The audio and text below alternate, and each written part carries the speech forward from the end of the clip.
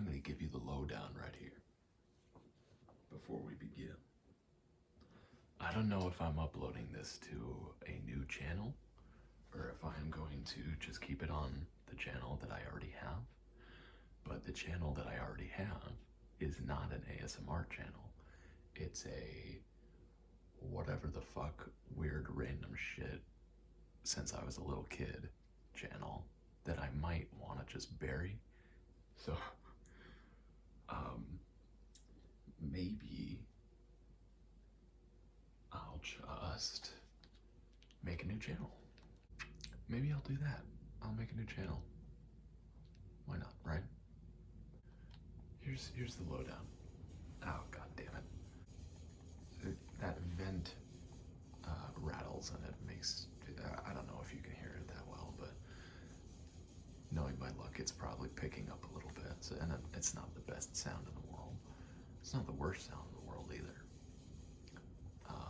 But we'll find out. This isn't going to be like amazing ASMR, I don't think. I love ASMR rambling, and sometimes I don't think there's enough of it.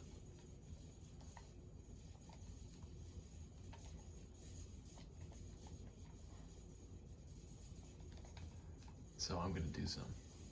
And because I am a white mansplainer that likes to talk, I figured I might as well try to make it a little relaxing.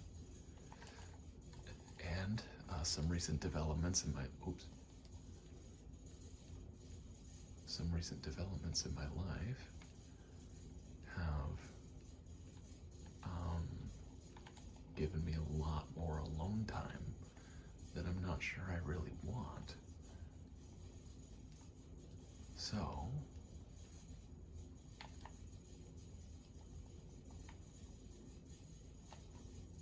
I'm gonna talk to a camera. And if anyone likes it, cool. But I'm mostly doing it for me.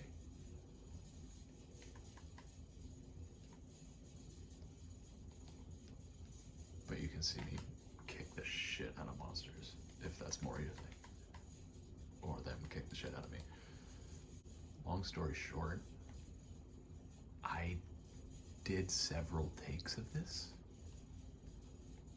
Most of them were just a few minutes long before I realized, like, I am so off track, it's painful. But then I decided to just trust my gut and trust that I would be okay, because it's rambling, you know? And I talked about how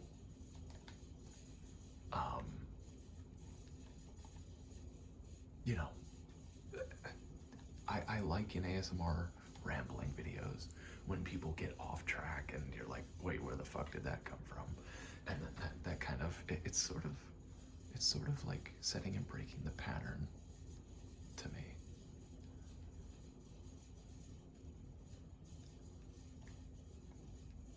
So, you know, I thought that it would be fine to get off track, but I am so fucking bad with getting off track. And it kind of broke my heart because I was recording for like an hour and a half, but I got some topics out, but I was maybe like half done with what I wanted to talk about. And I was like, I'm not doing this for 3 hours, bro. So, what I'm doing this time is I have a list. And I'm going to talk about stuff on that list. And then, just so that I don't cry, I'm probably going to, let's see, yeah, why not? I'm going to like sift through the old footage and probably pick out the funny parts. And then at the end of the video, I think I talked about this in the last take that you're not going to see, but I figured for people that maybe get a little bit invested into what I'm talking about,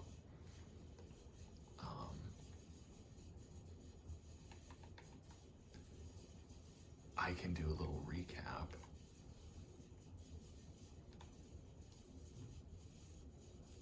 And just for the people that are more invested in that get invested in what I'm talking about, they can just go to the end. I'll probably have a timestamp. Shit. And it will sort of tell you, what I was talking about without the rambling. But we're here for the rambling. So I have this list. So I will at least have topics, because trust me, I was so off track. It was painful. So I need some sort of discipline here. The vent has turned off, so hopefully there's a little bit more peace and quiet.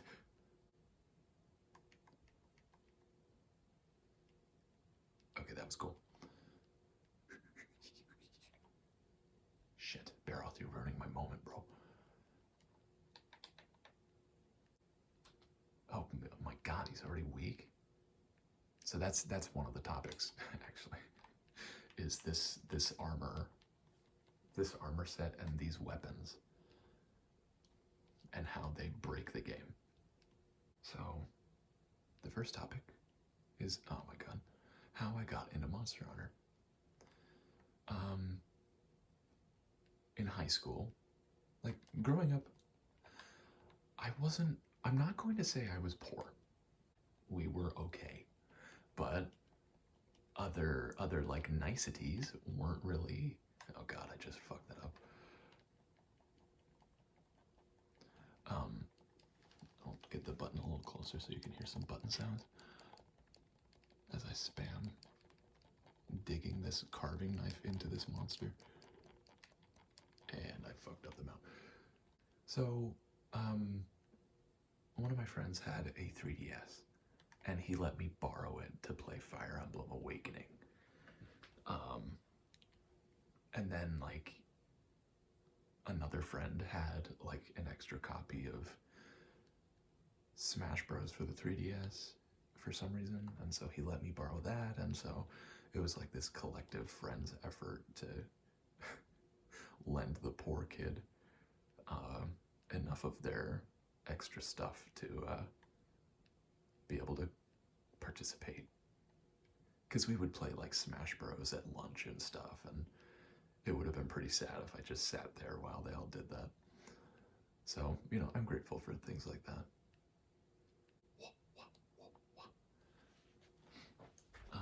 But I had this 3DS now, and one of these friends, he was also, god, I'm getting lucky with these drops. Another friend that I had, he was also like, we partially bonded because we were like the poor friends. But he was really into Monster Hunter, particularly Monster Hunter 4U, 4 Ultimate. And he would play it a lot. And I mean, he was fucking good, but I didn't know that yet. And then at some point, I thought I lost the DS that the friend lent to me. And I mean, we communicated that he eventually wanted this DS back. So I was kind of freaking out, and I think I was really upset about it. But my girlfriend at the time, and I mean, this was like maybe, this is a long time, this is like 6 years ago.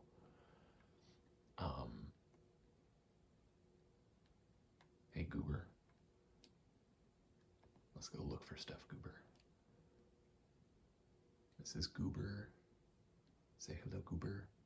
So my girlfriend at the time just knew that I was very upset that I had lost the DS, and so her sister was like, hey bro, I got you. I have a 3DS XL. I think I have it right here. Yeah, I do. This sucker. I don't know how old this system is, but the A button practically doesn't work, and something else is wrong with it. I forget what. So she was like, "Yo, homie, I got this shit. I don't ever use it, so like you can just have it, bro. And here's like a little sack full of DS games. And most of them I never touched, and I don't know where they are. One of the games that was in the sack of DS games was Monster Hunter 4 Ultimate. And so I thought like, oh shit. This one friend of mine really likes Monster Hunter. And I would kind of give him shit. Hey buddy, what the fuck is this bird? I don't know. It's a little creepy though. Goodbye. What was I saying?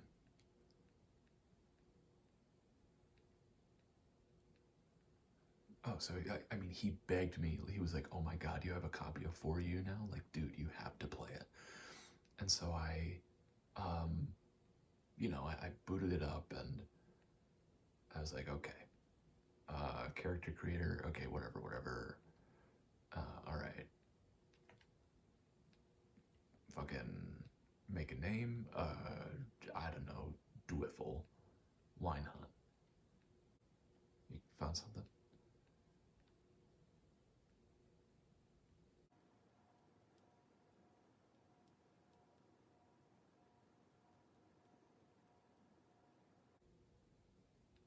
Goober, I can't go there. Goober.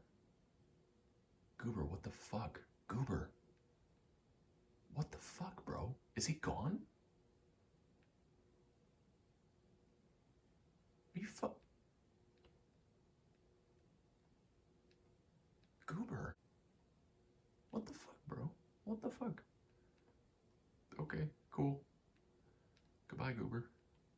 But then I made my character. I was like a fucking Dwiffle. I don't care. Name, sure. I don't I don't know where the fuck Dwiffle came from. It was just kind of a brain fart.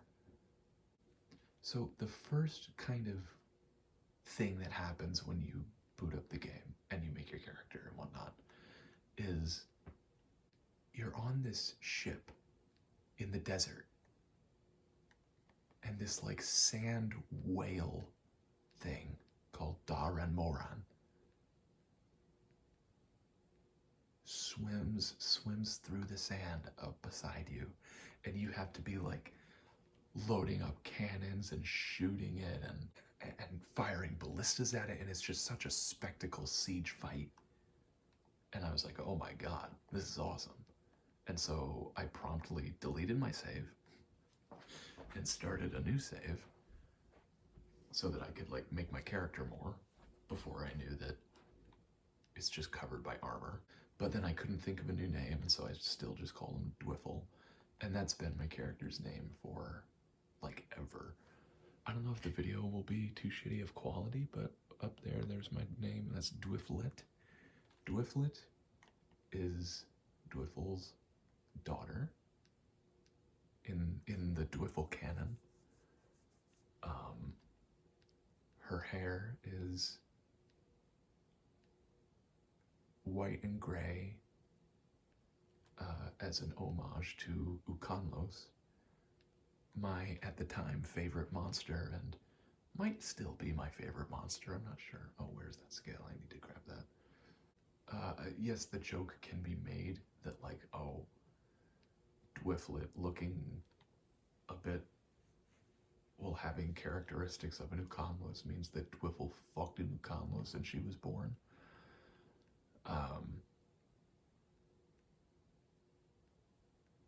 But it's just more like an homage to the monster. Oh, hello. Don't look at the giant piece of metal sticking out of the bush, please. I played Monster Hunter with my friend for years. And I went from 4U, and I like, up, I got stuck on the G rank gate quest, which is like you're at the end of high rank. It's pretty self-explanatory. There's low rank. You get good enough, you do a gate. You do like an urgent quest. It's like a gateway to high rank. You play through high rank, and then there's G rank. What does G stand for? Fucking gangster, I guess. So the G rank gateway quest, the last quest, and then you're in G rank, was New Conlos. And I was not good enough at making armor sets and weapons and shit, and I just wasn't good enough at the game.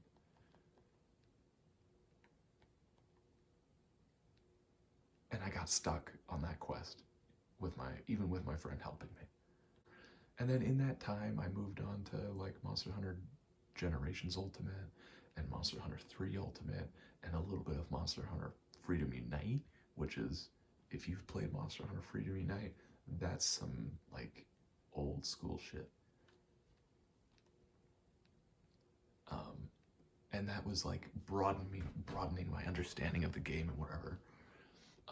And this happened for like 2 years. I played Monster Hunter for like 2 years, and I only used the hammer. I love how the hammer feels. As you can see, I'm not using a hammer now. I'm using a hunting horn. Hello, I know I'm in your house. I'm in your house. I'm in your house. I'm sorry. I'll get out of your house. I'm getting out of your house. I gotta get your footprint though. I'm getting out of your house. Don't worry. So after 2 years of playing Monster Hunter,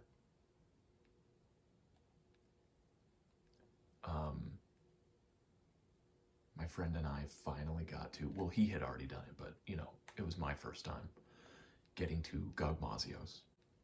We got to Gogmazios, the final boss monster of G rank. And we beat it, and it was super triumphant, and I felt great, but then I kind of hit a wall, and I was like, man, I have spent 2 years playing only the hammer. Monster Hunter has gotten to 14 weapon types. Well, I guess 15 if you count the Tonfas from like Frontier, but they're not in any mainline games. But there are 14 weapon types, and I've only been playing one for 2 years straight. I have finally done this milestone thing, and I felt like I needed a change, and so I picked up the hunting horn. So the hammer just hits the head and does like strong attacks.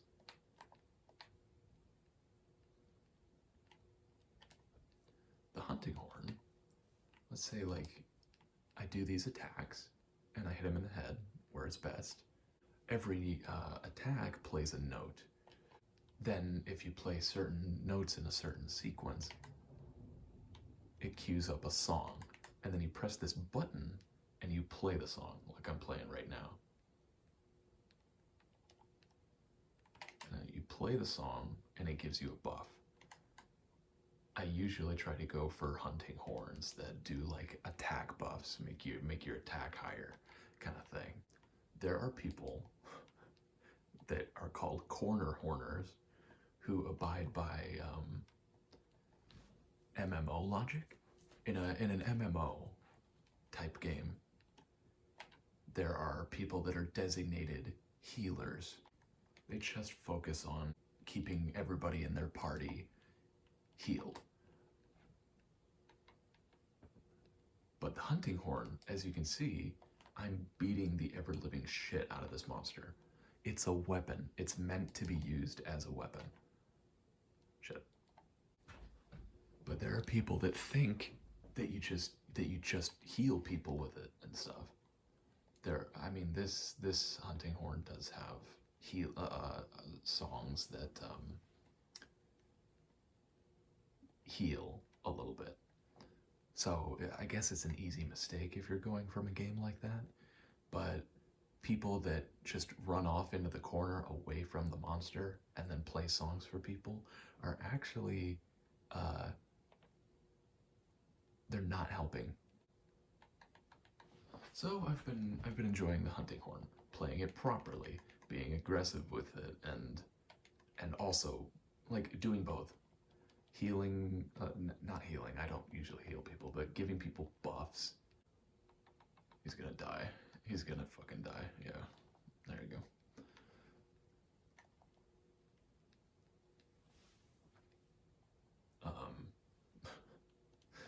So now I mostly play Hunting Horn, but I still, sometimes I'm still better with the hammer, and it still feels really good to play.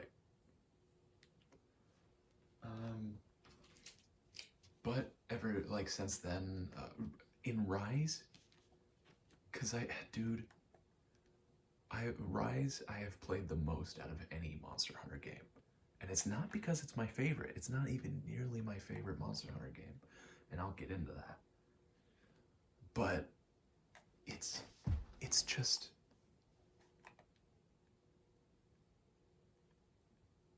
I played it so much and I burned out from it. And also it's the easiest game in the series, really, but it's the easiest game to pick up new weapons with. And so I decided to pick up new weapons. So now, well, my old school sort of stuff was hammer. Whenever I needed to cut a tail, I would use a great sword. And then Hunting Horn, when I got not bored, but bored with hammer.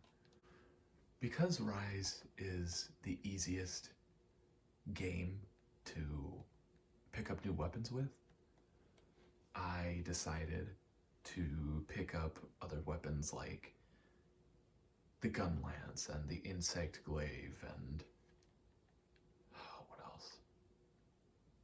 You know what, actually I'm gonna go back to base and check, because I'm having trouble thinking of things right now. I played some greatsword. The last one I dipped into was Sword and Shield, but I wouldn't say I got good. Hammer and Hunting Horn are my mains. I played some lance. I played more of gun lance. Played some insect glaive and a little bit of heavy bow gun, but not that much, because I play other games where I play other third-person shooter games, and I play Monster Hunter for the up-close and personal melee fights myself. I got into Monster Hunter from some charity from my ex-girlfriend's sister. Stuck around because I had a friend to play with, and sort of fell in love with how it works. So I'm playing Monster Hunter World right now. Why am I playing Monster Hunter World right now? Well, one, because this is the better TV and I have the PlayStation out here, but also because I'm trying to go through it again. When I first played World, it was good, I thought it was fine, but it didn't click with me as much as the old games did. And then later down the line, maybe like a couple years later, yeah, it was a couple years later because it was over COVID, I think, that friend that I played Monster Hunter with got World on Steam. He got World on Steam, and so I decided to get World again on Steam so that I could play with him. And then we both realized, like, we don't like this. This is not the same. And we bashed on it and we hated on it, but we still played it. He didn't get to Fatalis, but I did. I didn't beat it on my own. I did rely on people online. And so my goal is to beat it on my own. And I also completely relied on people to get through Elatrion, because at that point I was just like, this fucking sucks. It's not good. I don't like fighting it. But I feel like I've gotten much better at video games in general, and especially Monster Hunter, since then. So I feel like I have a shot at liking it again. Actually, I'm gonna go pee. The main reason that I'm playing World again is because I played through Rise and Sunbreak, and I played it so much that I got sick of it. Because here's what happened. I played it alone, and then I played it with that friend of mine. I'll just sit here with this cat. So then my girlfriend at that time had just gotten a Switch, and so I was like, okay, well, I'm gonna buy you Monster Hunter Generations Ultimate, and I'm gonna buy you Monster Hunter Rise and Sunbreak and stuff. And so I played through all of Rise and Sunbreak with her. And by the end, I had racked up like almost 800 hours. And I got sick of it. And now there are more monsters out. There's like Flaming Espinas and Violet Mizutsune and all the risen elder dragons and stuff like that. And I haven't played it because I fucking blew myself out.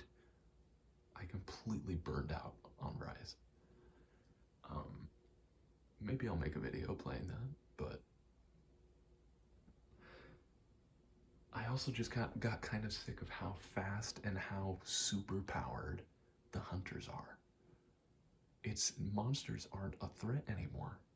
They're basically just an obstacle. And that's not quite true, but it's really much easier to get out of any bad situation. And I didn't really vibe with that. I liked the consequence that came with the older games. And so I thought, well, World had some of those quality of life things and got rid of some of the consequences of like, let's say, like having to, you can restock at camp. You don't, in the old games, you had to use what you brought with you. You couldn't go back and just grab more. Now you can. And I didn't like that. But compared to being able to just be a complete superhuman, it's not that bad. And so I thought, maybe World will click better now that I've played Rise and Sunbreak, and that's kind of along the same lines of like New World, not New World, but 5th gen, like sort of how monster behaviors and stuff. So I played it again, and it is clicking with me. It's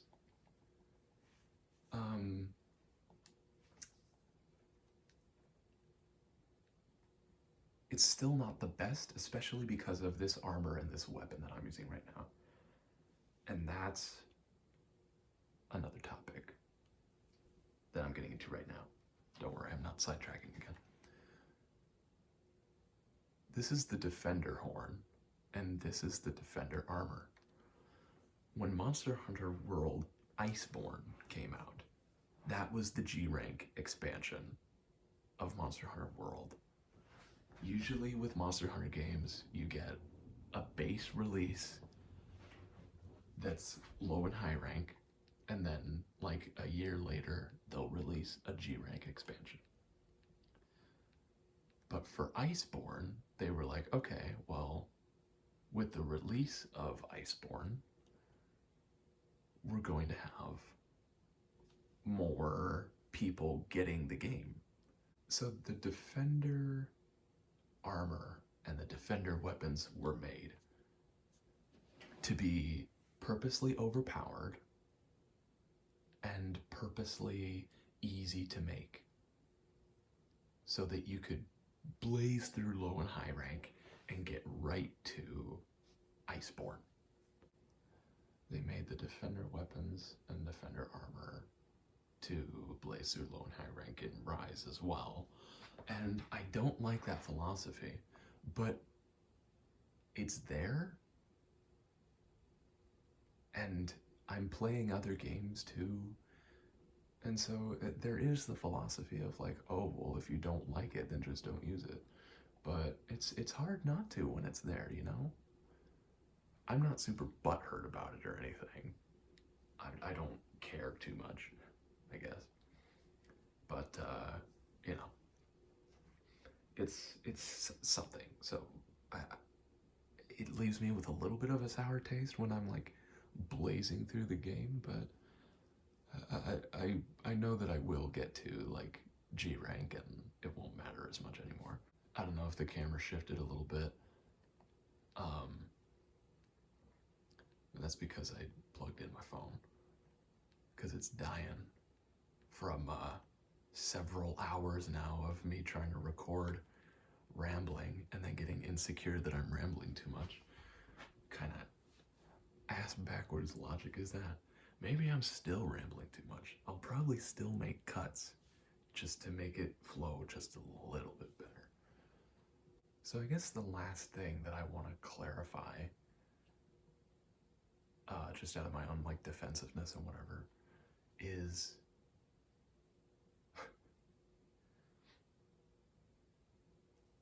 right now my favorite Monster Hunter conceptually is still Monster Hunter 4 Ultimate. But my DS, the A button doesn't work, and the game runs at like 15 frames a second because the system's pretty old and whatnot. I've seen it run on my friend's DS at like 60 frames a second, and it was glorious, and all his buttons work. But I just can't make myself play it that much anymore because it's almost unplayable with a non-functioning A button. You can imagine if you play Monster Hunter, that's pretty bad. I've actually really been enjoying Monster Hunter 3 Ultimate. Because it just knows what it is. You know what I mean? And then I've been playing a little bit of Freedom Unite sometimes, and just enjoying the archaic, like, old nature of it. And I'm kind of liking World again. But I'd say 4U is my favorite if I could play it on something that works. Then maybe 3U.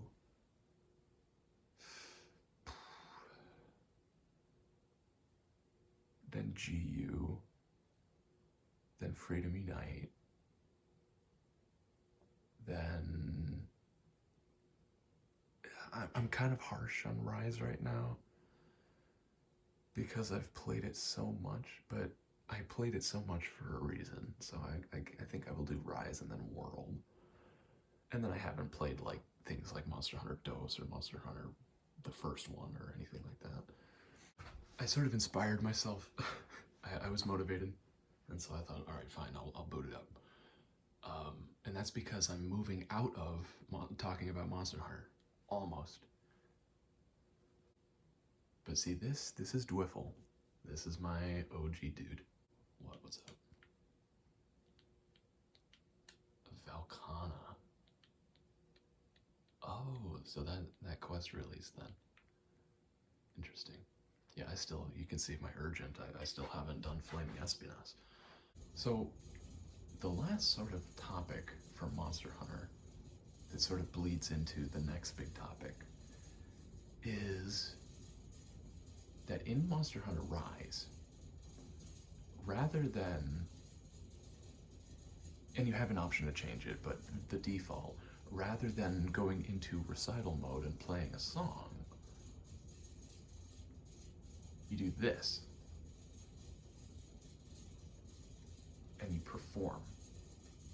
And that is just to do your self-improvement song. But otherwise, you see like right up there with the red, the stamina use reduced song. It's not activated yet. now that I've played the note twice, the song is activated. So rather than cue up notes and then play a song, you just do attacks to play the notes, and then this button is just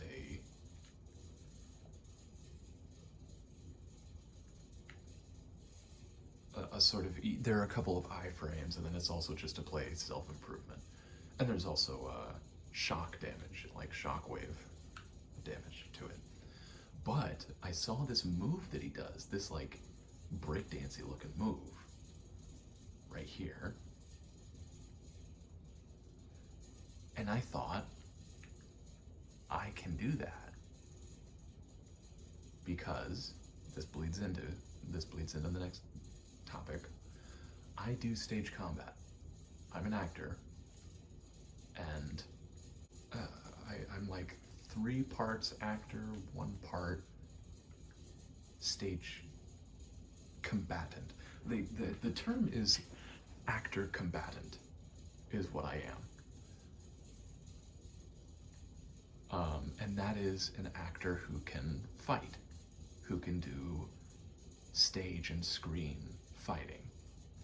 Where I stand, I'm a decent actor combatant, and I'm like a novice stunts person. Because I can do some falls and rolls and stuff that would qualify as a stunt, but I don't know like the big stunt things. So I see someone doing like this roll thing that's like a little breakdance move, and this is one thing that I love about my life is that I've gotten to a point where I'm like, I can do that. I want to learn how to do that. And I love mobility and my physicality and stuff. And so I love to see these things in video games and then go out and do them in real life.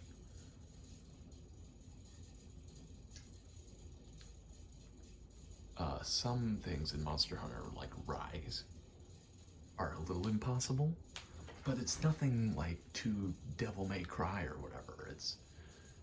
It's a lot of the movements in Monster Hunter are possible. And so something that I've wanted to do, and I mean if anyone is watching this at all and has an opinion on this, let me know. Do you want to see me recreate the movesets of Monster Hunter weapons in real life? Because I would love to do it. I've already kind of done it.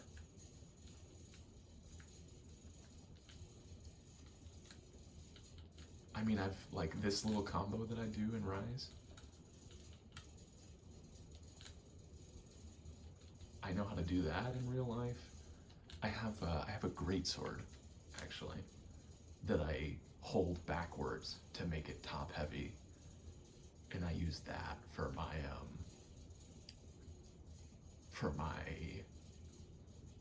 impact weapons because they're top heavy. And so, you know, I've thought about for actually like maybe a year or so doing moveset videos where I recreate Monster Hunter weapon movesets in real life. So, let me know. That segues into Splatoon for some reason, and also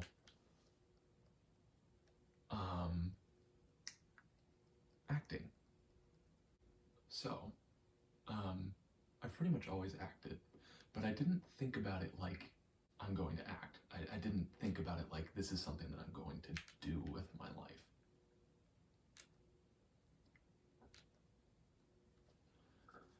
Well, damn. So I've pretty much acted since I was a little kid. And, you know, it was like casual and just because I liked it. And I was okay at it, but, you know, it wasn't like a huge deal or anything.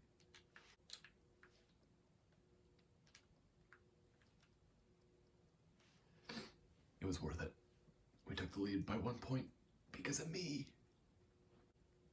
So I went from, in 8th grade, I got the lead role after not getting any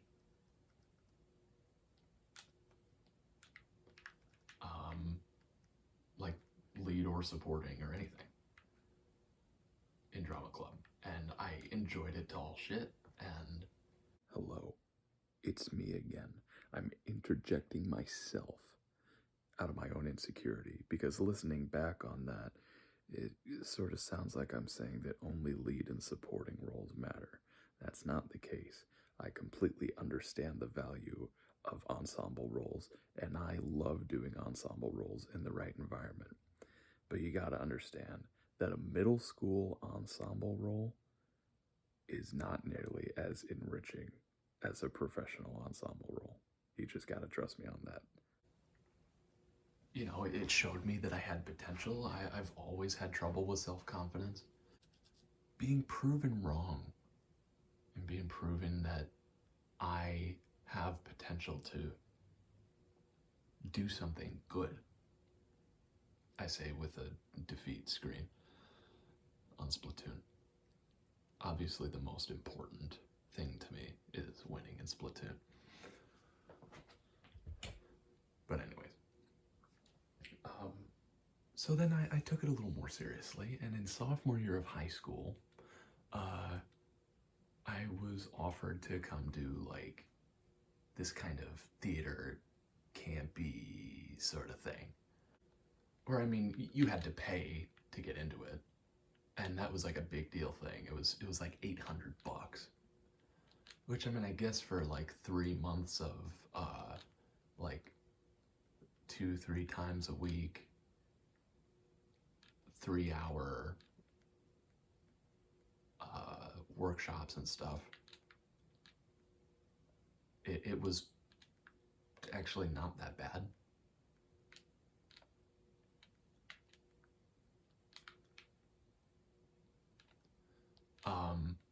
But they, you know, I had gotten my grandmother to give us the money for me to go, and they did Les Miserables.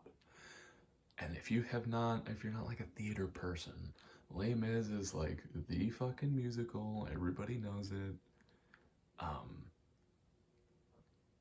The guy that, like, my first like drama club friend is this guy that is very dear to me. And he's actually working as a stage manager right now, which I think is fucking amazing for him. This friend of mine was doing this thing, and a couple of other people that I knew were doing it. And it was like this higher budget sort of thing going on. And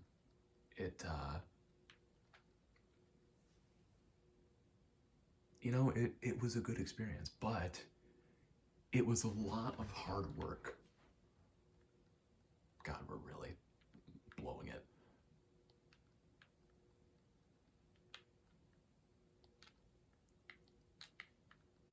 It was a lot of hard work. And at that point, I was not doing too well in terms of like mental health and stuff. I was a smart kid. This is a story that's probably been said a million times, but I was a smart kid, and I relied on being smart to not put that much effort into my school and stuff. I was always in honors classes, and I always got decent grades until sophomore year of high school, when things got really hard and I would have actually had to work and study. And so my grades were going down. I was getting more scared about thinking of something to do in college, worrying about who I was becoming and not having good self-esteem and whatever. So I wasn't in that good of a place. And then all of a sudden, I had to really apply myself to this production of Les Mis, because they expected a lot out of you, and they made you learn a lot, and it was a lot. And it sort of came to a point where, like, the director, uh, I I like her. Her name was Joyce. I like Joyce, but She would sometimes do like the director thing of taking out her shit on people. And that's not the best when you're working with kids. It all kind of came to a spearhead over winter break. Because the show was going up on January 6th. I think that's when it went on. And for some reason that year, our winter break was only a week long. And that entire week, we went in for like 12-hour days. Because it was basically tech week. So we basically spent our entire winter break doing these 12-hour days and then immediately going back into school and stuff, and also juggling having to put the show up and whatever. And so it was just very tiring. And so it intimidated me. And I thought, okay, maybe acting is not the thing for me. But I was mistaken. I was just intimidated by that difficult experience. And after a little more soul searching and whatnot, then I got into music composition just casually, and I thought that it was something that it wasn't. Because I would just make songs on GarageBand on my iPad. And I thought that's what composing was. So I started taking lessons with this pianist and learned that there's a lot more to composition that's not what I've expected and not really what I want. And so then I was like, oh fuck, what do I do? And I realized it came back to acting. But at that point, it was later on in junior year of high school. And being honest, it was a little too late for me to really hone my craft enough to be able to stand out at auditions.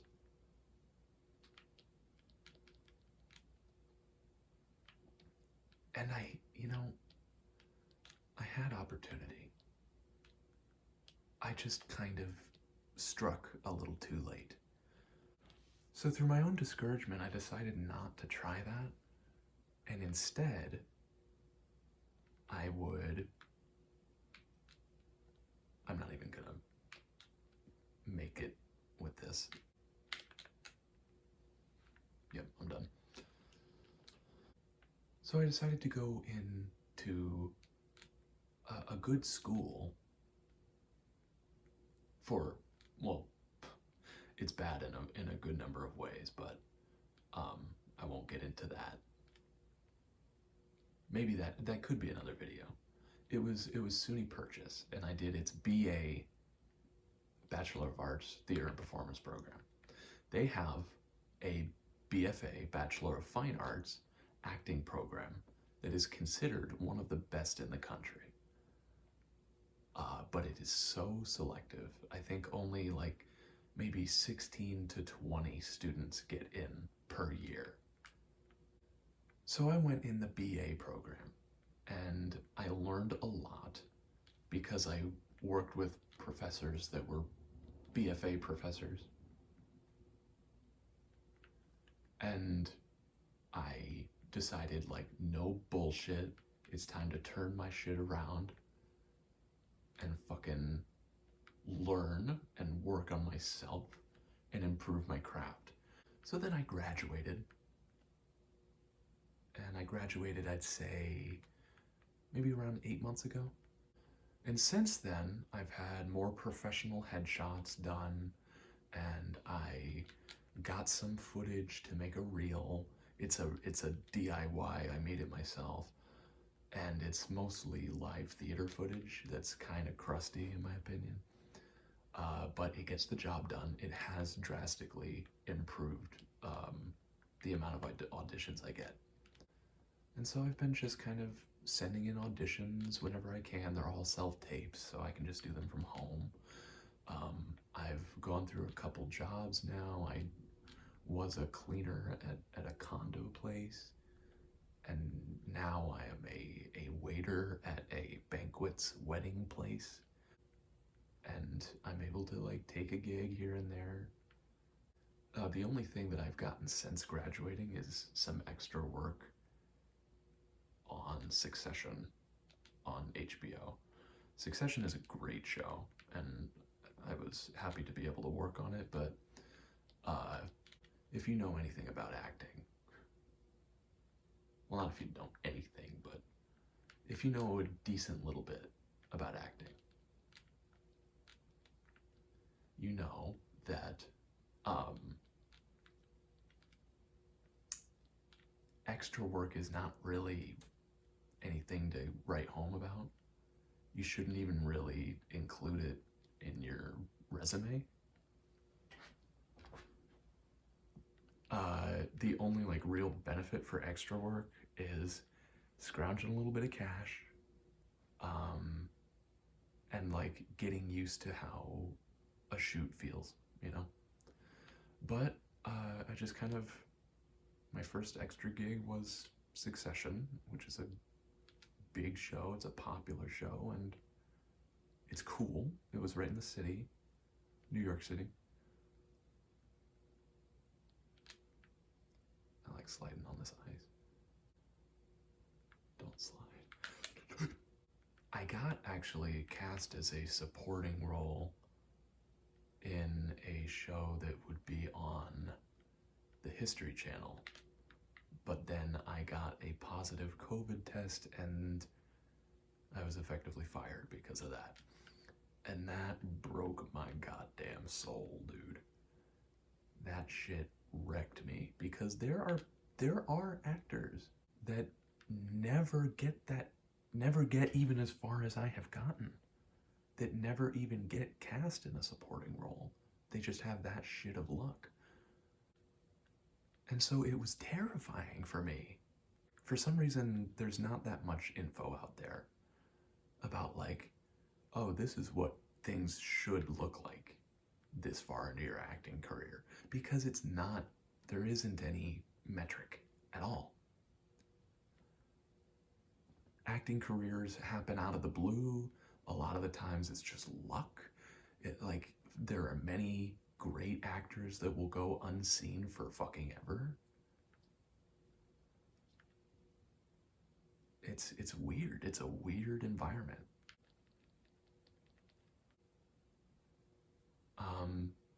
So I was cast as a supporting role, but then I was fired because of COVID. And the winter before, I was cast in this Chinese movie called The Wandering Earth 2, which the Wandering Earth was like the biggest, or like one of the biggest films in China or something crazy. And like The Wandering Earth 2 was a highly anticipated sequel. It's actually a prequel, but you know what I mean. This area is good for rambling. This area is good for rambling though, because you can just like slide on these dudes and not think.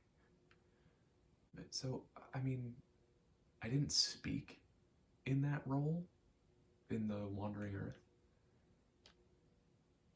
but it's not like a background role either. I think the term is featured extra, but the role that I had was like in between a featured extra and a day player, because a featured extra is someone who like gets some screen time but doesn't speak at all. Like, let's say in like Game of Thrones or something, when they're like panning over a bunch of soldiers getting ready for battle, and they do like a close-up for a second on like one random guy. that's a featured extra. A day player is someone who like usually has lines, but they only show up for like a small part of a scene. And that's what I did. But I didn't speak. I was supposed to play an NYPD cop. And it was funny because it was cold as shit outside. It was in January, January of 2022, that is. And I kept having to take off my jacket and flip it inside out, and then take off my jacket and then flip it outside in, but flip it normally, and kept having to flip it over and over again because if I was seen like walking to set or like going back to holding, if I was seen wearing an NYPD jacket when I wasn't on set, I could have been charged with impersonating an officer. So, that was silly. There's more about that, but that's a story for another time, I think. But long story short, my fencing instructor got me the job. And it was technically a stunts role. And that's why, was because a car crash happened right in front of me. And if something went wrong, I had to be ready to roll over the hood of the car. So that's the exciting life of me. It almost did go wrong, but it didn't. So, car crash happened in front of me. I had to, I'm basically telling the whole story at this point, but I'll stop myself. So, stage combat, you know, acting, you know. So now I'm just kind of in this weird limbo state. Work, like my weddings waiter work, job work, is really light right now because no one's getting married in January, February time. So I keep getting, like this week I have no shifts. Last week I had one shift. I've worked a handful of shifts these last like couple months. Thankfully I'm living at home still, but I was thinking of moving out soon and it's getting postponed for a couple reasons. That being a big one is I'm just not making enough money. What the fuck happened? So that brings things to like now-ish. I'm just here. My dad recently left my family and has moved. Him and my mom are getting divorced. So he's the one that moved away. But our family is still living in the old place.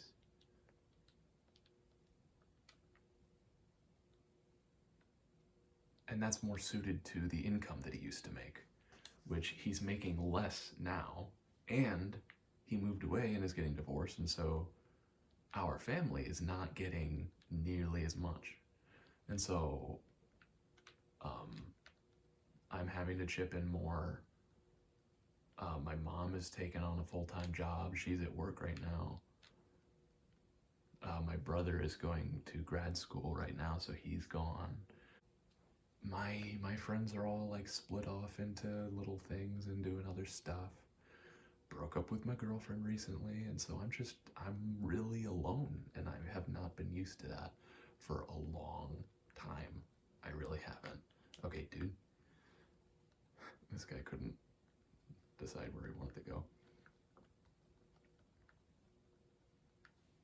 Or maybe I'm the one that's being bad, I don't know. I shouldn't blame other people. So I've just been more alone than I would like to be, and so that kind of leads to here when I'm talking to a camera. But since the breakup, I was like, I should get into some more hobbies. So I'm thinking of doing a video that's just talking about Gundam, because I had built a couple of Gundam kits. I didn't ever do anything serious with them, and there's the vent again. If you're a hardcore fan, you would know that it's called Gunpla. The model kits are called Gunpla, whereas the series and the robots themselves are called Gundam. But I think we got smoked. Yeah, we got smoked. I don't give a shit. So I'm just calling them Gundam, because Gunpla is kind of a weird thing to say. I've recently started like actually doing panel lining and top coats and stuff, and really making sure that every single piece does not have like nub marks and whatever, to varying levels of success. I'm not claiming that I'm like a guru or anything. I'm just doing what makes me happy with it.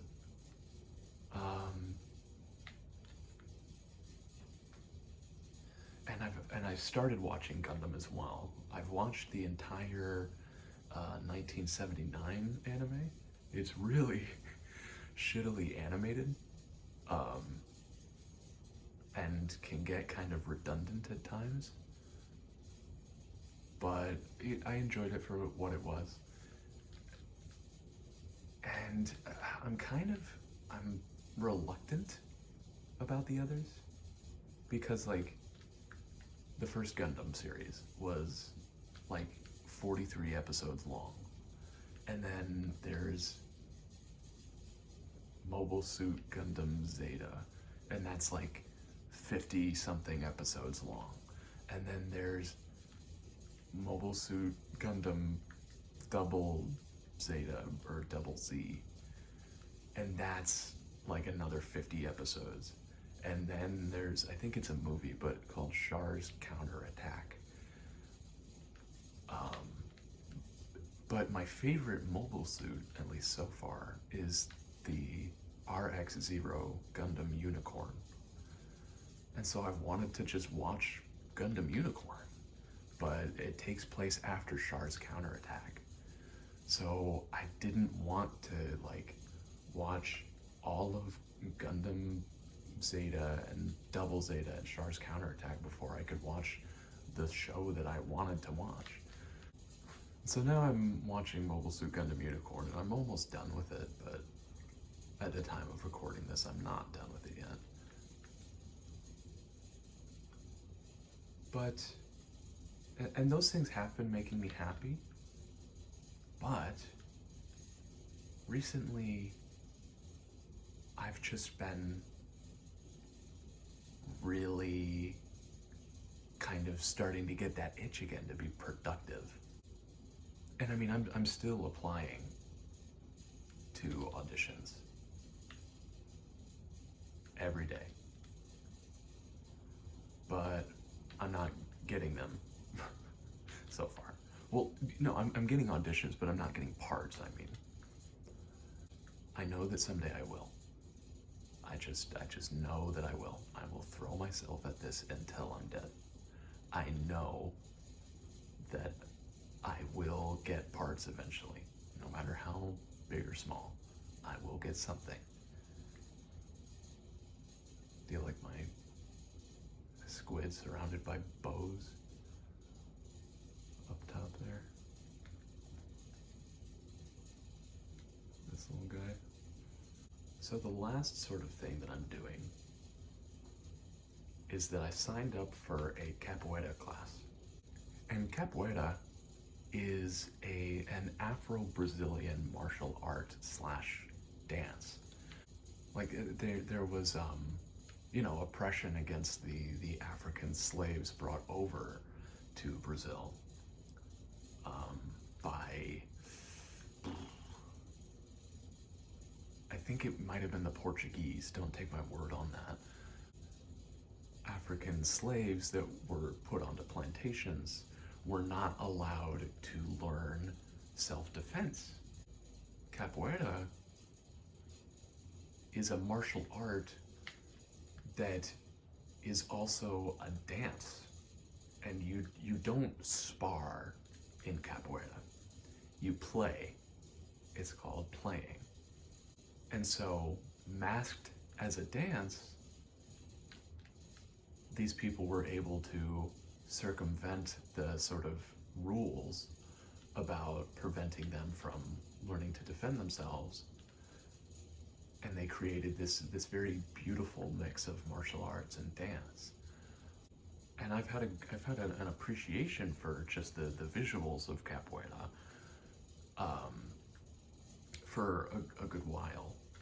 And it includes some of the more acrobatic side of physicality that I've been looking to get into. But at the same time, like, these capoeira classes that I will be taking, it will be more of an enriching thing.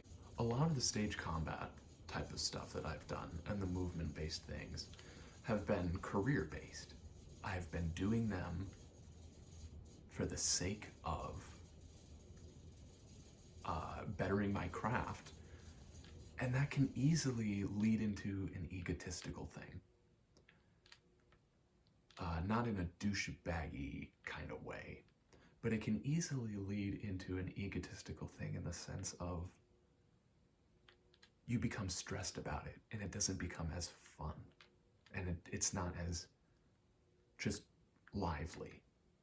You know what I mean? I absolutely love stage combat, and I will probably do it until I can't do it anymore, because my body will crap out eventually with like age and stuff, which is one of my biggest fears, really. But I'm doing these capoeira classes for me. Not to get better at a craft, to be able to apply it to stage combat, even though it will actually pretty greatly help me in terms of doing like cartwheels and kicks and flips and stuff. But I'm doing it just as an enriching tool for myself. I want to move to New York City as soon as I can. But in reality, I'm not going to be able to do that soon. And that's kind of rough, because like I have friends that are doing it, and they've offered me places. They have offered me to like sublet with them, and I've had to say no, and it's breaking my heart. So I need to find things that I can do here at home that are enriching to me and that will make my life lively until I am in the place where I can move to the city and really take those next big steps in my acting career. So there's some Monster Hunter that bled into Monster Hunter moveset things, which still let me know, which bled into my life and where it's at right now, and a little bit of acting. It wasn't the whole acting story, and just a little bit of where I'm at right now and hobbies that I'm starting to try to get into and stuff. So that was a long fucking ramble. I think the final kind of takes that I've had that I will be actually pulling stuff from, I've recorded about 2 hours to 2.5 hours of stuff. It will be much shorter. There is a lot of dead space in there that I'm going to be cutting out, which is kind of weird considering it's supposed to be a ramble. That just shows how fucking much of a rambler I really am. I'm going to end off with a close-up of this Smanlon salmon from Salmonkin on Splatoon. Let me know things. Let me know things. I don't know what things. I'm still probably going to do a recap at the end of this. So this isn't like the end of the video, but it's basically the end of the video. Thanks for listening if you listened. If you fell asleep to it, cool. Awesome. And I think I'll see you in the next one. I feel motivated enough to make more of these, I think. They'll probably become better as I learn how to shut the fuck up while not shutting the fuck up. Thanks for listening. Bushy fuckers, aren't they, yeah? Well, this part will be cut out, so they won't know the whole entrance thing is a fucking farce.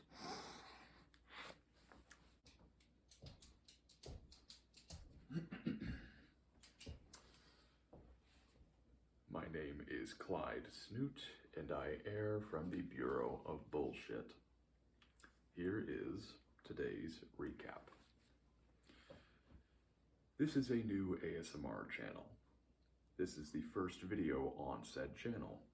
Welcome to me, welcome to Seth the Rambler, and welcome to you. The ASMR videos on this channel will consist of rambling on various topics, usually while doing an activity such as playing a video game. The sidetracks get intense, hence the multiple jump cuts for better conversational flow. At the end of each video, I will provide a summary of the conversational points within said video. A timestamp will be provided for this summary. It will be located in the description of every video. In high school, a series of events unfolded, resulting in Seth gaining ownership of a Nintendo 3DS XL and a copy of Monster Hunter 4 Ultimate.